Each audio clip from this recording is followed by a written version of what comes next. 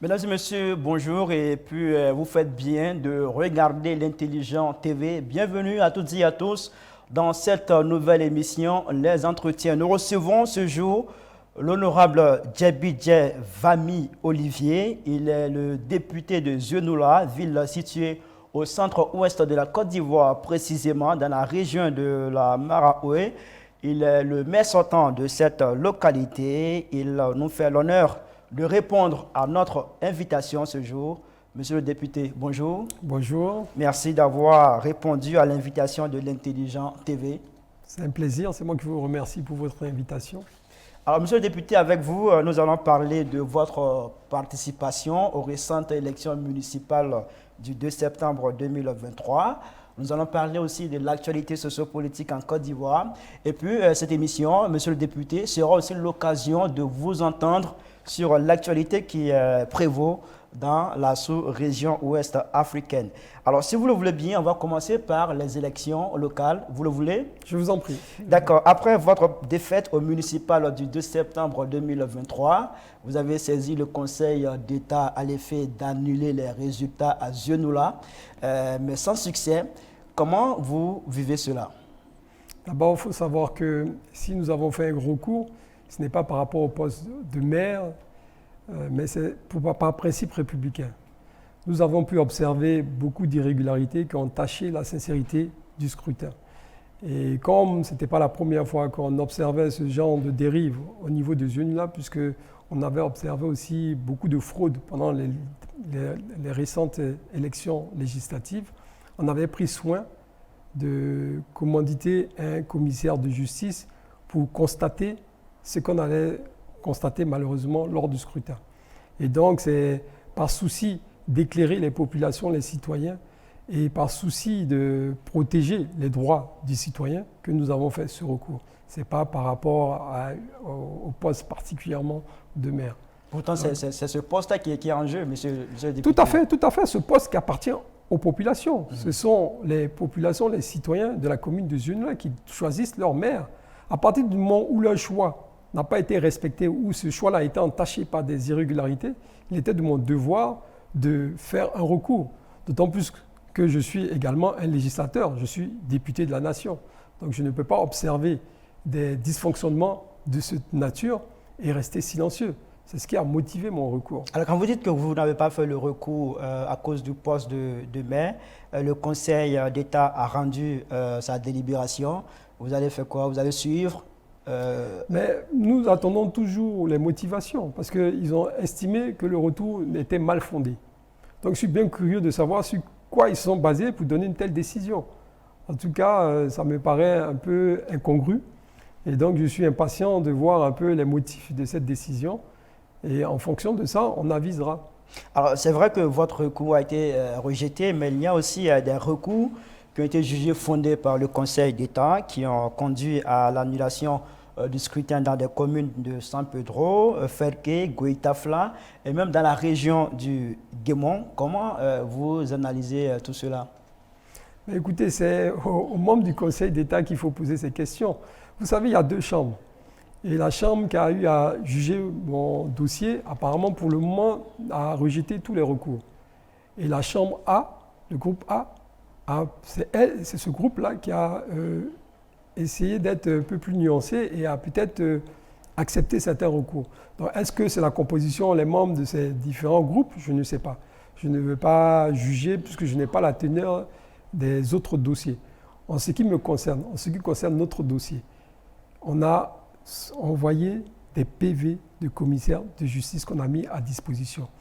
Je vais vous faire brièvement, vous dire toutes les irrégularités.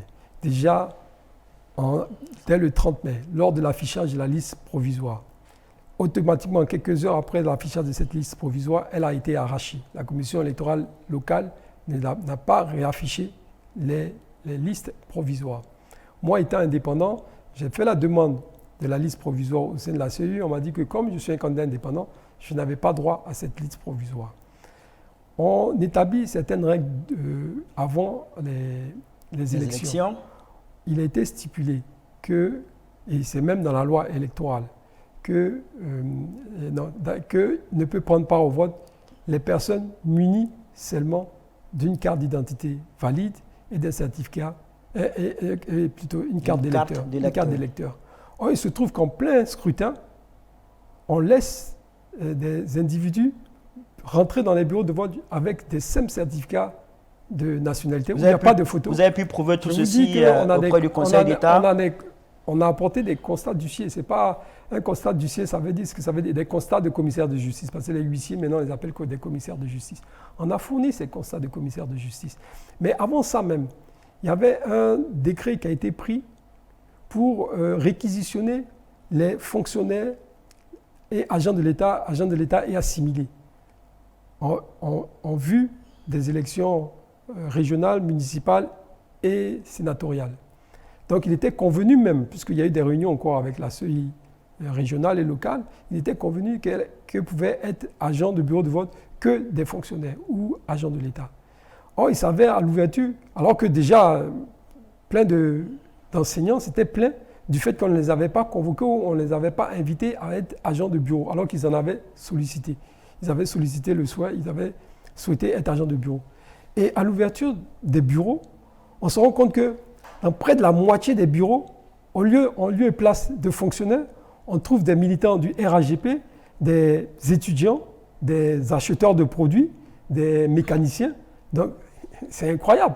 Et en plus de ça, partout où on a notifié des irrégularités, c'est justement dans ces bureaux de vote où ce n'étaient pas des fonctionnaires qui étaient des présidents ou des secrétaires de bureaux de vote. Monsieur le député... Ça, ce n'est qu'un point, mais il y en a plein. Laissez-moi encore vous dire d'autres irrégularités.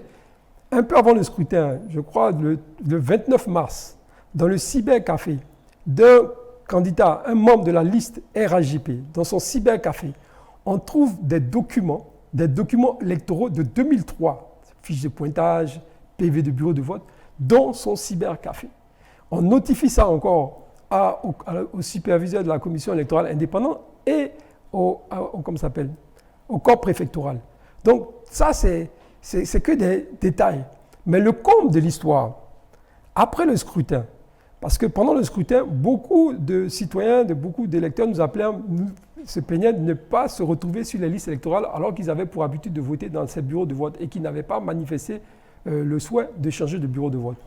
Et après contrôle, on se rend compte que beaucoup d'électeurs, un nombre conséquent, substantiel d'électeurs ont été changés de bureau de vote à leur insu. Et des fois même se sont retrouvés hors de la circonscription électorale, c'est-à-dire hors de la commune. Et quand je vous parle ça, quand on regarde de plus près, on se rend compte que 90%, plus de 90% des personnes dont on a changé les bureaux de vote à leur insu sont d'ethnie gouro, peut-être le reste Akan. En revanche, les Malinqués qui sont aussi très nombreux dans ma région, non, il n'y a pas eu ce genre. Vous n'avez pas dit que tous les Malinqués ont voté seulement pour votre adversaire. Il n'y a pas eu de Malinqués qui a voté. Non, mais moi je me pose une question. Quand on observe de tels événements sur une liste électorale, on se demande même est-ce que ce n'est pas une épuration ethnique de la liste électorale? Moi, je n'ai jamais prétendu que c'était Malinqué. J'ai de l'électorat parmi les Malinqués. J'ai de l'électorat parmi les Malinqués. Mais en revanche, mon adversaire peut-être n'a pas beaucoup d'électorat parmi les gourous, mais il a plus d'électorat parmi les djoulas d'une manière générale. Parce que alors, monsieur le député, toutes ces irrégularités que vous relevez vous ont fait dire au cours d'un entretien sur une chaîne de télévision que votre adversaire qui a été élu a été nommé. Vous avez estimé qu'il a été nommé et qu'il n'a pas été élu. Et le camp adverse réagit pour dire que vous êtes un mauvais perdant. Vous cherchez toujours surtout à masquer votre déclin politique à Zionula. Vous cherchez à masquer l'échec de votre mandat. Comment vous répondez? J'ai cet avantage d'avoir été maire, d'avoir fait un mandat de maire.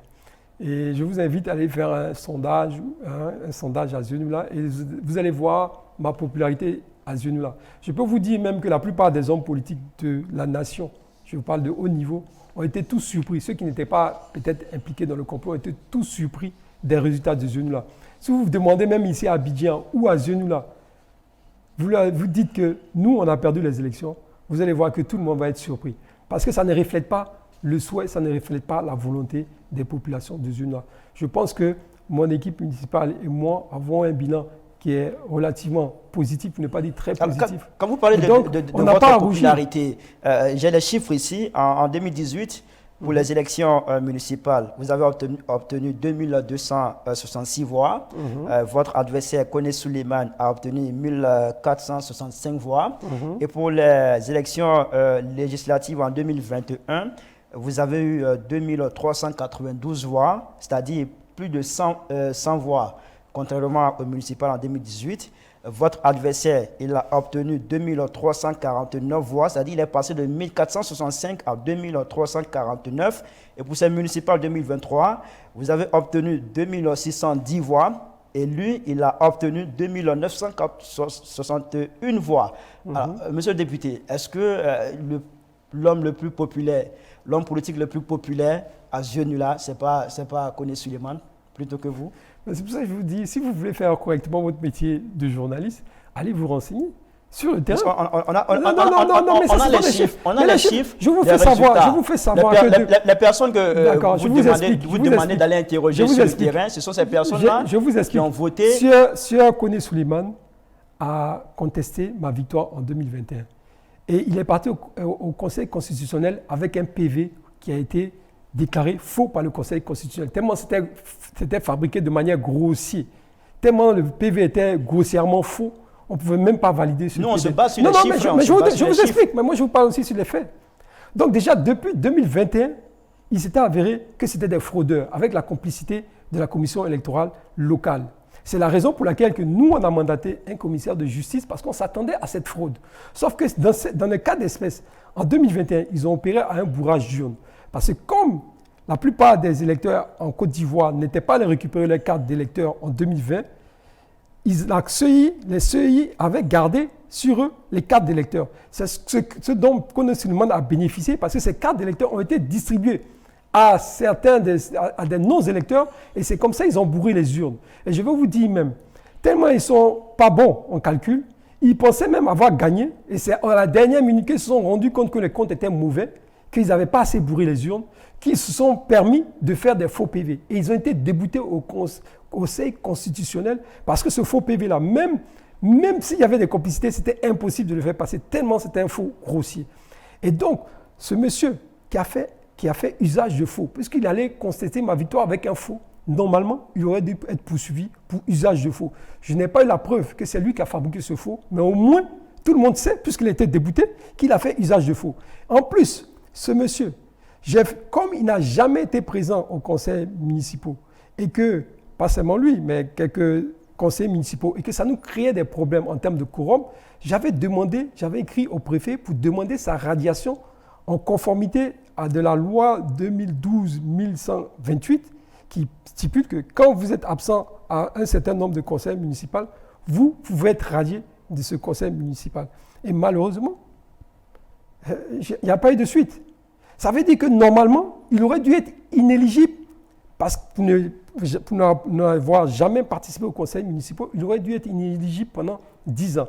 Donc déjà, c'est quelqu'un qui n'était même pas éligible, qui est venu être la tête de liste du RAGP. Donc quand vous voyez que toutes ces anomalies, comme je vous ai stipulé, les listes électorales arrachées, les agents de bureau de vote qui ne sont pas des fonctionnaires, alors qu'il y a un décret de réquisition qui a réquisitionné les fonctionnaires pour qu'ils soient dans les bureaux de vote.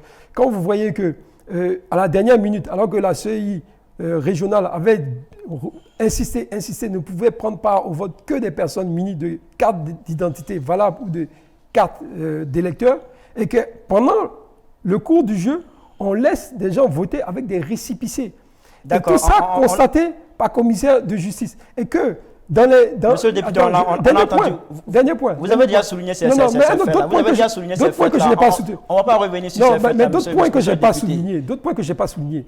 Les corridors de la ville, d'entrée de la ville, qui étaient tenus tout le temps. À chaque fois que vous allez à Zuna, le corridor du pont Sucre-Ivoire, il y a toujours des policiers.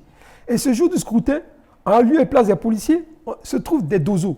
Alors, monsieur le député, est-ce que vous craignez une nouvelle défaite pour les élections législatives prochaines, si jamais vous êtes candidat? Je vais vous dire une chose. Mon équipe municipale n'a pas perdu les élections. Ce n'est pas une histoire de moi. Les populations de Zunula ont choisi ma liste.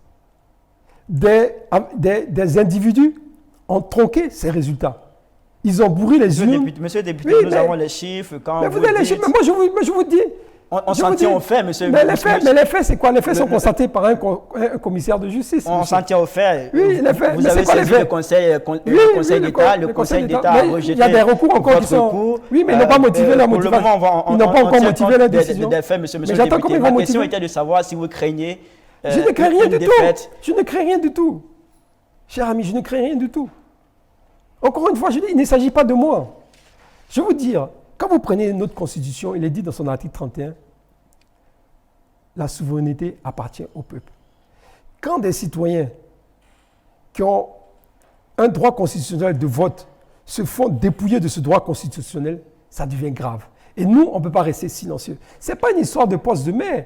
Nous, encore une fois, je vous dis, j'ai un bilan. Allez vous renseigner sur ce nous-là. Allez voir ce que nous, on a fait pendant notre mandat.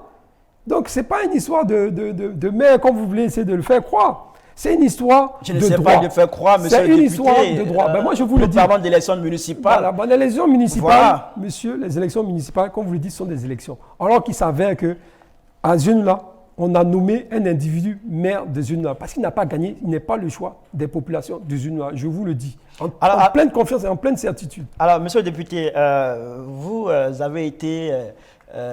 sinon, vous avez tenté d'être candidat à la présidentielle de 2020.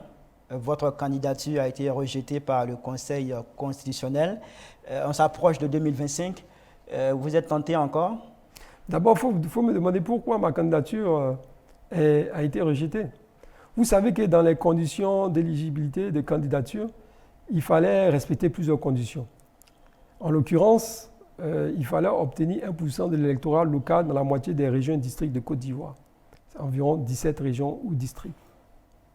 J'ai rempli toutes ces conditions.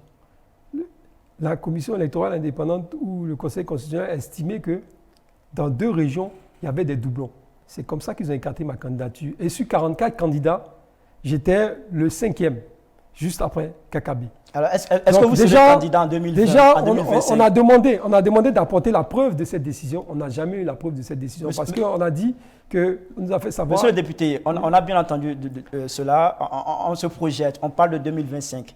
Est-ce que vous allez encore poser votre candidature? Est-ce que vous allez manifester cette envie? Pour l'heure, je peux vous confirmer que j'ai un très bon programme de société, de développement durable et surtout de développement inclusif. Mais il n'est pas encore l'heure des candidatures. Je ne peux pas prédire si je serai candidat en 2025 ou pas, mais toujours est-il, j'ai une bonne vision pour mon pays et je pense que j'ai un projet de société. Vous pensez que cette vision-là, elle doit être mise en œuvre à partir de 2025? Mais elle devait être mise en œuvre à partir de 2020 déjà. Là, si ça n'a pas été le cas, donc on va parler de 2025. Si vous me demandez, je vous réponds, j'ai dit même depuis 2020, si on avait mis en place mon projet de programme de société, je pense que les Ivoiriens n'allaient pas s'en plaindre aujourd'hui. Vous avez dit Ivoiriens, on va en parler dans quelques instants au cours de cette émission. Parlons de l'actualité sociopolitique en Côte d'Ivoire. Vous le savez, le prix du carburant a augmenté. Le super qui était de 815 est passé à 875. Le gasoil 655 à 715. Qu'est-ce que vous pensez de cela? Mais déjà, ça va encore réduire le pouvoir d'achat de nos concitoyens. Le coût de la vie est extrêmement élevé. C'est vrai que ce sont des chocs exogènes qui ne sont pas tellement dépendants de notre volonté, puisque on importe encore du pétrole, même si on en produit, on n'est pas encore autosuffisant. Et que, bon, c'est vrai, c'est paradoxal parce que les cours mondiaux ont commencé à chuter et c'est là que nous, on observe une augmentation du carburant. Mais il faut savoir que le carburant avait été subventionné depuis belle durée, donc ça revenait extrêmement cher au gouvernement. Mais ce n'est pas seulement le carburant, c'est la plupart des denrées de première nécessité. On a vu une augmentation importante du riz. Donc le panier de la ménagère devient de plus en plus réduit et l'inflation est de plus en plus galopante. Il y a des problèmes de logement, il y a des problèmes de transport. Vous, en tant qu'homme politique, que proposez-vous? Comment on peut résoudre mais déjà, tous le ces problème de problèmes-là? logement, qui est un problème prégnant, il aurait pu être résolu en faisant le transfert de la capitale à Yamoussoukro comme il avait été convenu. le président de la République avait dit qu'il allait faire le transfert de la capitale à Yamoussoukro, ce qui n'a jamais été fait. Aujourd'hui, Abidjan est congestionné. Mes concitoyens ne trouvent plus à se loger. Ils habitent dans des quartiers périphériques. Avec le coût du transport, les gens perdent des temps fous dans les transports. Ils ne peuvent pas se rendre sur leur lieu de travail. Ils ne peuvent pas s'occuper correctement de leur famille. En plus de ça, tous les impacts environnementaux avec les embouteillages récurrents, ça pose des problèmes de pollution et de santé publique. Donc, nous, on avait des solutions à ces problèmes que nous, on avait déjà identifiés en amont. Donc, il y a le problème de logement, il y a le problème de transport. Heureusement qu'on a renouvelé un peu le parc auto, mais toujours est-il, on n'a pas des usines d'assemblage ici comme moi j'aurais souhaité, alors qu'on a une commande publique qui est importante. Au moment où on prenait la loi interdisant les véhicules de plus de 5 ans d'entrée et qui a permis de renouveler un peu le parc auto, on aurait pu négocier avec des fabricants automobiles l'implantation de certaines usines automobiles ici. D'autant plus qu'avec le pouvoir public, avec la commande publique, on pouvait inciter ces industries à s'installer. On a vu Volkswagen qui s'est installé au Ghana. Pourtant, le Ghana a moins de potentialité en termes d'acquisition d'automobiles que nous. Donc, en fait, je ne vais pas vous dévoiler tout mon programme présidentiel, mais sachez que ce soit dans le domaine de la santé, que ce soit dans le domaine de l'éducation. Vous avez des ambitions présidentielles alors? Mais je vous dis que nous, ce n'est pas des ambitions personnelles, c'est un esprit de service. Si vous estimez que vous pouvez faire mieux que ce qui existe, c'est de votre devoir de proposer ce qui est mieux. Et moi, j'ai l'intention de proposer ce qui est mieux que ce qui existe actuellement. Alors, vous avez l'intention de proposer ce qui est mieux que ce qui existe en ce moment. Qu'est-ce que vous reprochez à ce qui existe actuellement? Et je vous ai cité quelques éléments. La corruption qui n'a pas été jugulée, qui est de plus en plus galopante. La preuve en est, les élections, tout le temps, il y a des problèmes avec les élections parce qu'il y a des fraudes de manière récurrente. La corruption au niveau des administrations, les problèmes de santé, les services de santé qui sont déplorables, le logement, alors on n'en parle même pas. Allez vous renseigner, je ne sais pas si vous habitez en Côte d'Ivoire ou à Abidjan, mais les problèmes dont j'en parle, c'est ce que vivent nos concitoyens au quotidien. Les problèmes de cherté de la vie, je ne veux pas vous les citer. Sans compter l'argent public, des fois, qui a un usage un peu douteux. On a entendu des scandales il n'y a pas longtemps. Donc voilà. Vous pensez que ce pouvoir, ce régime a échoué? Écoutez, moi je ne suis pas là pour juger ce régime. Tous les Ivoiriens peuvent se faire, tous les Ivoiriens peuvent se faire leur opinion sur la gouvernance. Moi, si j'ai quelque chose à proposer, je la propose. Donc c'est plus en termes de proposition. Je ne suis pas là pour critiquer. Je suis là pour proposer de nouvelles choses qui peuvent fonctionner. Alors, dans l'actualité aussi, le président Alassane Ouattara a annoncé un remaniement du gouvernement à la mi-octobre et puis des nominations à la tête de certaines institutions de la République. Comment vous avez accueilli cette annonce? Écoutez, c'est dans les attributions du président de la République qui fait des remaniements quand il estime que c'est nécessaire. Tout ce que je peux dire en revanche, c'est la nomination ou la création de postes pour moi qui n'ont pas de sens. Aux représentants du président de la République, il y a un vice-président, il y a un premier ministre. On vient créer un poste aux représentants du président de la République. Je ne sais pas à quoi il sert ce poste. Là où, justement, on devrait faire des économies, il y a des besoins partout, dans le domaine de la santé, dans le domaine, comme je disais, du logement, et on va dépenser des milliards de fonds publics pour des postes qui n'ont pas de sens. Alors, quand vous le dites, est-ce que vous vous mettez dans la même dynamique que ceux qui pensent que pour réduire le coût de la vie, il faut réduire le train de vie de l'État? Bien sûr. Moi, j'estime qu'il y a des institutions qui n'ont pas lieu d'être. Le Sénat, par exemple, la Chambre haute du Parlement, pour moi, ça n'a aucun intérêt, d'autant plus que le tiers des sénateurs sont nommés. Je ne vois pas à quoi ça sert cette Chambre. Allez demander à certains sénateurs à quoi ils servent, ils vont vous dire. Il y a plein de ministres et gouverneurs. Il y a le président du conseil régional, il y a le préfet de région, il y a le ministre-gouverneur. Ça répond à quoi? Il y a tellement de dépenses injustifiées, des dépenses publiques. Il y a l'argent public qui est tellement gaspillé. Ça a empleuré. C'est dommage parce que vraiment, il y a des besoins dans l'éducation, il y a des besoins dans la santé, il y a des besoins dans le logement. Il y a des besoins partout pour améliorer le service public. Ce n'est pas tout de construire des infrastructures. C'est bien les infrastructures, mais ce n'est pas suffisant. Ce n'est pas suffisant. Allez faire un sondage auprès des populations. Vous allez voir un peu ce que les gens en pensent. Quand vous avez des vigiles qui ne sont même pas payés au SMIC, des agents de la mairie, ça c'est voilà encore une aberration. Je suis allé voir plusieurs fois le directeur général de la décentralisation. J'ai dit, mais le président de la République dit que le SMIC passe à 75 000 francs CFA à partir du 1er janvier. Alors que depuis le début de l'année, moi, j'ai mes agents municipaux temporaires qui touchent 60 000 francs. J'ai dit, mais moi, je peux mettre dans mon budget 75 000 francs, mais il faut les payer 75 000 francs. Et ils ont entendu le président de la République dire que tout le monde va le payer à 75 000 francs, le SMIC, c'est à 75 000 francs. Et il s'avère que des agents municipaux sont payés encore à 60 000 francs. Voilà des aberrations. Et pendant ce temps, on va payer je ne sais pas combien de millions des personnes pour des postes que, bon, jusqu'à présent, je ne maîtrise pas. Peut-être qu'ils vont expliquer le bien fondé de ces postes. D'accord. Alors, monsieur le député, vous avez répété à 2 reprises Ivoire-Roi. Il y a aussi Ivoirienne. C'est le nom que vous préférez pour l'appellation des Ivoiriens. Vous êtes porteur d'une proposition de loi à cet effet. Où en êtes-vous avec cette proposition de loi? Écoutez, avant que je vous situe sur l'avancée de cette proposition de loi, je vais essayer de vous résumer en quelques secondes, en quelques minutes. Si vous prenez par exemple, j'évoquais tout à l'heure la Constitution, il est dit dans son article 31 que la souveraineté appartient au peuple. Il est dit aussi d'un roi qu'il est souverain. Donc si on fait un parallèle, nous sommes un peuple souverain, nous sommes un peuple roi, nous sommes les rois et les reines de l'Ivoire, nous sommes des Ivoirois, nous sommes des Ivoiriennes. Ça fait sens.